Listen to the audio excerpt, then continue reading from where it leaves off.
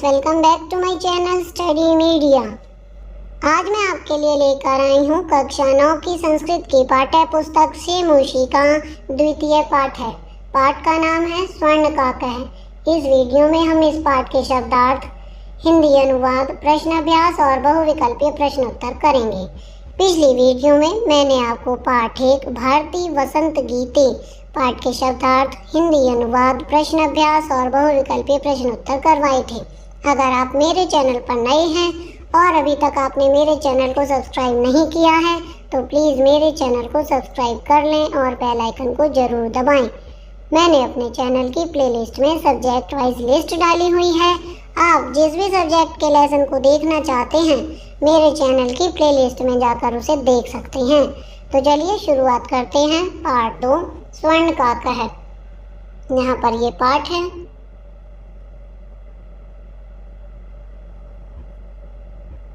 तो सबसे पहले हम करेंगे शब्दार्थ।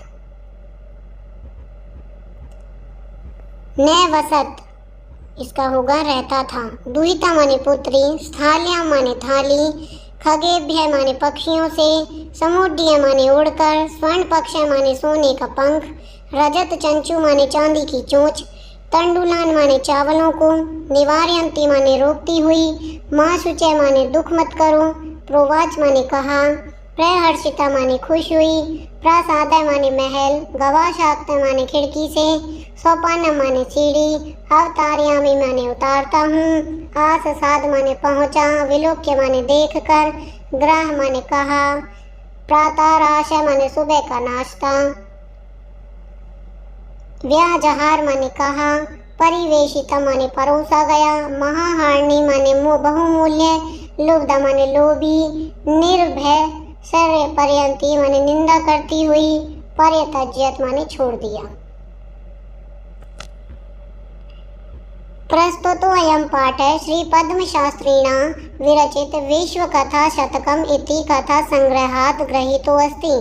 अत्र विविध राष्ट्रेषु व्याप्तानां शतं लोककथानां वर्णनं विद्यते। एषा कथा वर्म देशस्य श्रेष्ठा लोककथा अस्ति। अस्यां कथायां लोभस्य दुष्परिणामः तथा च त्यागस्य सुपरिणामः स्वर्णपक्षका का माध्यमेन वर्णितो अस्ति। इसका हिंदी अनुवाद है। यह प्रस्तुत पाठ श्री पद्म शास्त्री द्वारा रचित विश्व कथा शतकम नामक कथा संग्रह से लिया गया है। इसमें विविध देशों की 100 लोक कथाओं का वर्णन किया गया है। यह कथा वर्मा देश की श्रेष्ठ लोक कथा है। इस कथा में लोभ के दुष्परिणाम और त्याग के सुपरिणाम का वर्णन एक सुनहरे पंखों वाले कौवे के माध्यम से किया गया है। पुनः कस्मिंश्चित् ग्रामे एका निर्धना वृद्धा स्त्री न्यवसत्। तस्या च एक दुहिता विनम्रा मनोहरा च आसीत्।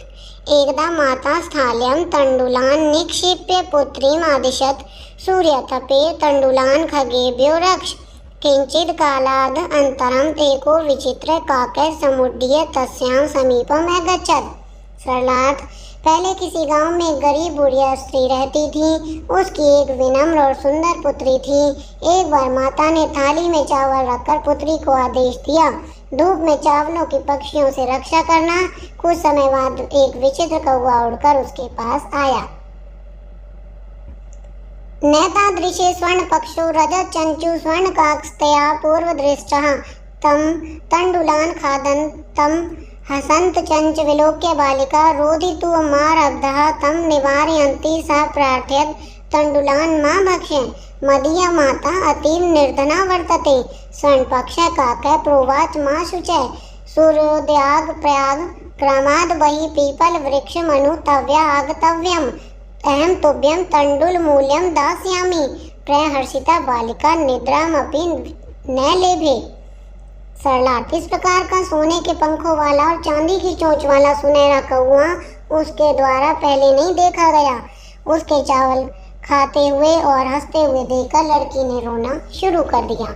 उसको रोकती हुई वह प्रार्थना करती है, चावल मत खाओ, मेरी माता अत्यंत गरीब है। सुनहरे पंखों वाला कौवा बोला, दुख मत करो, सूर्योदय से पहले गांव के बाहर पीपल के वृक्ष के नीचे तुम आ जाना, मैं तुम्हें चावलों का मूल्य दे दूंगा। खुश हुई लड़की को नींद भी नहीं आई। सूर्योदात पूर्वमेव सा तत्रोपस्थिता वृक्षस्योपरि विलोक्य सा च आश्चर्यचकिता सञ्जाता यत्र तत्र स्वर्णमय प्रसादो वर्तते यदा काकः शयित्वा प्रबुद्धस्तदा तेन स्वर्गगवाक्षत कथितं हा बाले त्वमागता तिष्ठ अहं त्वत्कृते सोपानम् अवतारयामि तत् कथ्य स्वर्णमयं रजतमयं ताम्रमयं वा कन्या अवदत् अहं निर्धं मातुं दुहिता अस्मि ताम्रसोपानैव आगमिष्यामि परं स्वर्णसोपानेन सा स्वर्णभवनम् आरोहत। सरलार सूर्योदय से पहले ही वह वहां पहुंच गई। वृक्ष ऊपर देखकर वह आश्चर्यचकित हो गई क्योंकि वहां सोने का महल बना हुआ है। जब कौवा सोकर उठा तब उसने सोने की खिड़की में से कहा, हे बालिका, तुम आ गई, बैठो, मैं तुम्हारे लिए सीढ़ी उतारता हूँ। तो कहो, सोने की उतारूं, चांदी की अथवा तांबे की सीढ़ी उतारूं? कन्या बोली, मैं गरीब माता की पुत्री हूँ, तांबे की सीढ़ी से ही आ जाऊंगी। परंतु सोने की सीढ़ी से वह सोने के महल पर चढ़ी।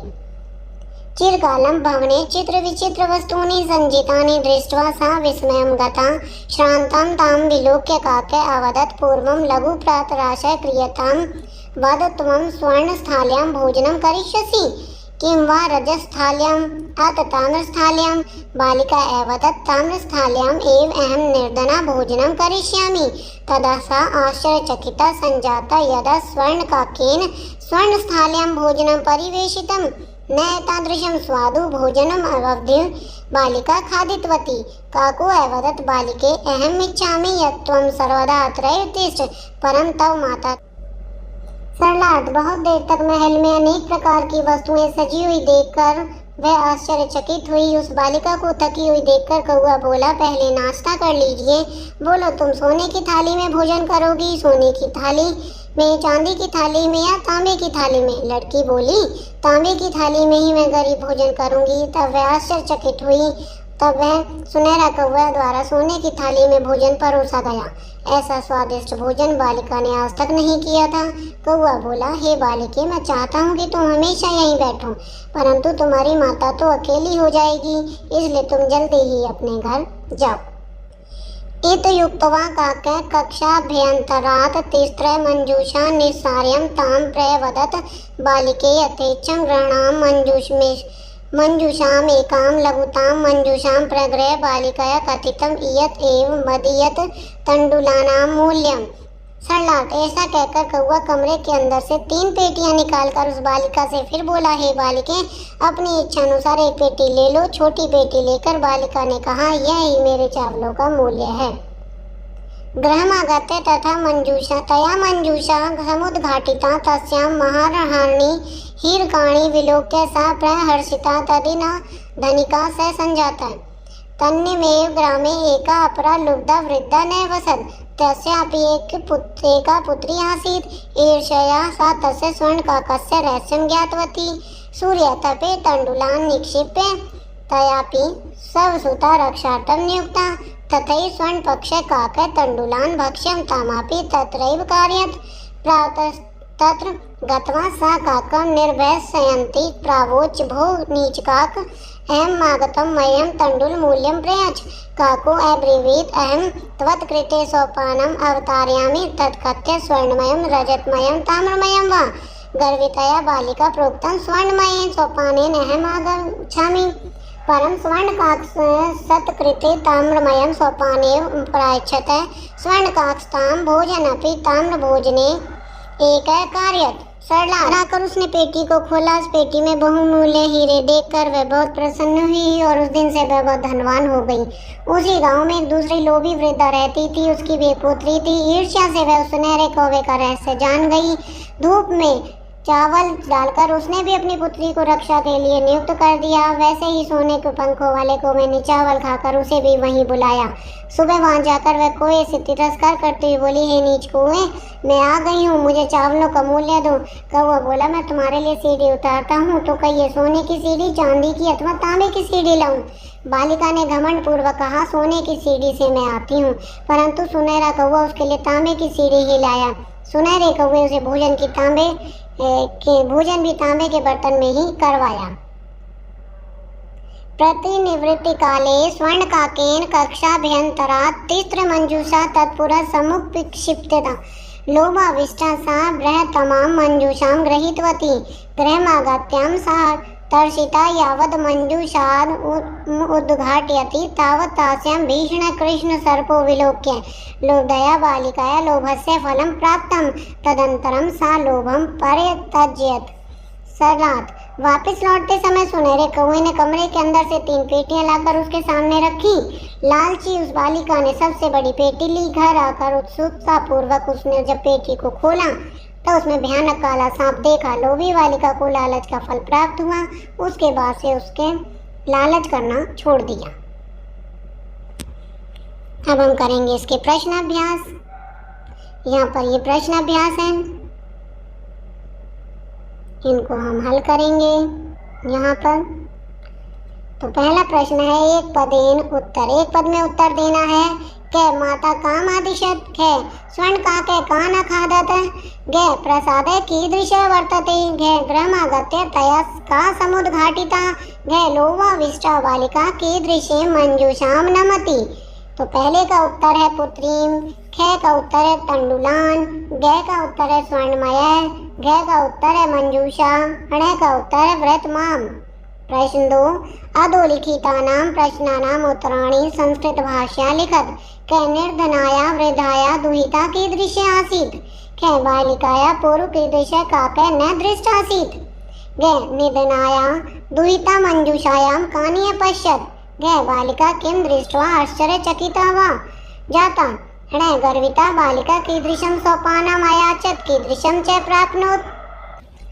क का उत्तर है निर्धनाया वृद्धाया दुहिता विनम्रा मनोहरा च आसीत्, ख बालिकाया पूर्व एतादृश स्वर्ण पक्ष रजत चंचु स्वर्ण काके न दृष्ट आसीत्, ग निर्धनाया दुहिता मंजूषायां महाहानि हीरकाणि अपश्यत्, ग बालिका वृक्षस्य उपरि स्वर्णमयं प्रासादं दृष्ट्वा आश्चर्यचकिता जाता, न गर्विता बालिका स्वर्णमय सोपानम अयाचत ताम्रमयं च प्राप्नोत्। प्रश्न 3 है अधोलिखितानां शब्दानां विलोम पदम पाठात् चित्वा लिखत शब्दा विलोम पदानि। यहाँ पर हमें इन शब्दों का उल्टा लिखना है। जैसे कि क पश्चात का होगा पूर्वम, ख हसी तुम का होगा रोदी तुम, ग अधय का ऊपरी, घ श्वेत का कृष्ण, ण सूर्यास्त का सूर्य उदय, च सुप्त का प्रबुद्ध। आगे है आसंदीम कुरुत। क नी जमा एवसत, ख सूर्य जमा उदय। तो इनका उत्तर होगा नी जमा एवसत का न वसत, ख सूर्य जमा उदय सूर्य उदय, ग वृक्षस्य उपरी का होगा वृक्षस्योपरि, ग ही जमा अकार्यत यह होगा है कार्यत, ण च जमा एकाकिनी च काकिनी, च इति युक्तवा इत युक्तवा, छ प्रति जमा एवदत प्रत्यवदत, ज प्र जमा उक्तम प्रोक्तम, ज अत्र जमा एव अत्रैव, न तत्र जमा उपस्थिता तत्रोपस्थिता, ट यथा जमा इच्छम यथेच्छम। प्रश्न 4 स्थूल पदान्य अधिकृत्य प्रश्न निर्माणम कुरुत। यहाँ पर हमें इन वाक्यों के प्रश्न निर्माण करना है। तो क का होगा ग्रामे का एवसत, ख कम निवारयन्ति बालिका प्रार्थयत, ग कस्मात् पूर्व में बालिका तत्र उपस्थिता, है बालिका कस्य दुहिता आसीत्, न लुब्धा वृद्धा कस्य रहस्य में अभिज्ञातवती। प्रश्न 5 प्रकृति प्रत्यय संयोगम कुरुत पाठात् चित्वा व लिखत। तो इनका उत्तर होगा क का होगा वी जमा लोक जमा ल्यप, ये बनेगा विलोक्य, ख नी जमा शिव जमा ल्यप निक्षिप्य, ग आ जमा गम जमा ल्यप आगम्य, घ दृश जमा कत्वा दृष्ट्वा, ण शी जमा कत्वा शयित्वा, च लघु जमा तमप लघुतम। प्रश्न 6 प्रकृति प्रत्यय विभागम कुरुत। इसका होगा क रोदितुम रुद जमा तुमुन, ख दृष्ट्वा दृश जमा कत्वा, ग विलोक्य वी जमा लोक जमा ल्यप, ख निक्षिप्य नी जमा शिव जमा ल्यप, ण आगत्य आ जमा गम जमा ल्यप, च शयित्वा शी जमा कत्वा, छ लघु तमम लघु जमा तमप। प्रश्न 7 अधोलिखितानि कथनानि क का कम काम च कथयति। इसका उत्तर है पहले क का है पूर्व प्रातराशय क्रियताम स्वर्ण काक बालिकाम, ख सूर्य तपे तंडुलान खगेभ्य रक्ष वृद्धा माता पुत्रीम, घ तण्डुलान् मा भक्ष्य बालिका स्वर्णकाकम् घ अहं तुभ्यं तण्डुल मूल्यं दास्यामि स्वर्णकाकः बालिकाम् ण भो नीचकाकः अहम् आगत्य मां तण्डुल मूल्यं प्रयच्छ लुब्धया पुत्री स्वर्णकाकम्।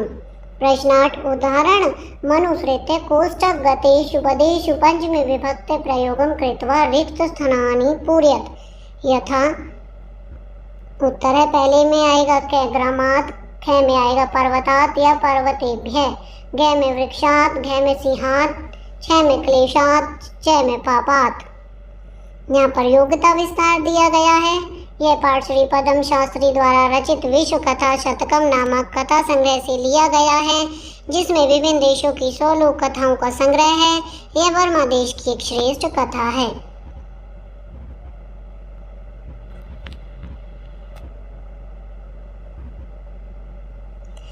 यहाँ पर संधि भी दी गई है, अगर आप इन्हें देखना चाहते हैं तो इसमें देखकर पुल्लिंग, स्त्रीलिंग, नपुंसकलिंग, एक वचन, द्विवचन, बहुवचन दिए गए हैं गच्छ के, गम धातु के।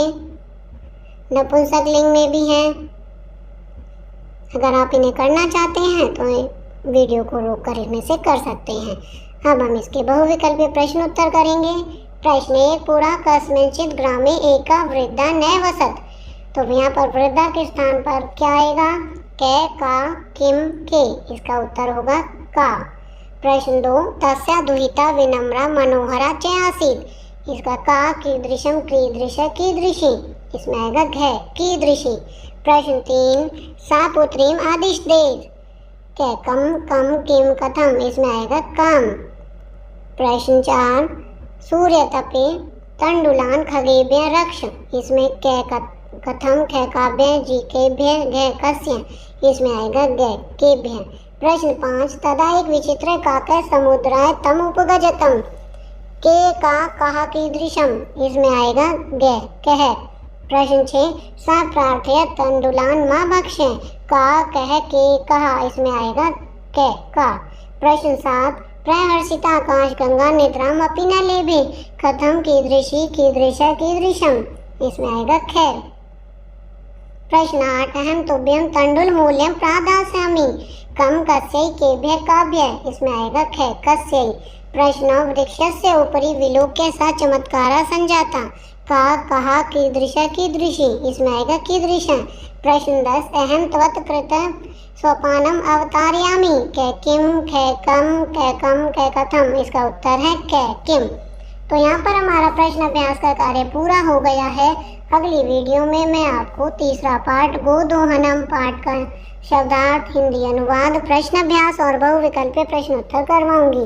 आपको मेरी ये वीडियो कैसी लगी मुझे कमेंट करके जरूर बताएं। वीडियो को लाइक करें, शेयर करें और चैनल को सब्सक्राइब करना ना भूलें। Thank you.